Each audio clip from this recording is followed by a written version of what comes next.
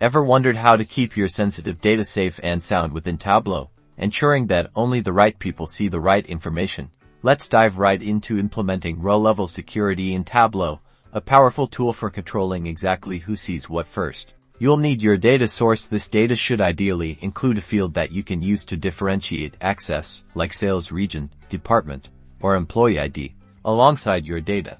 Step to create a calculated field. This will act as your security gatekeeper. This field will filter based on who is logged in. Use the username or user domain function to identify the current user. Then, within this calculation, compare the user's login information with the relevant field in your dataset, like region.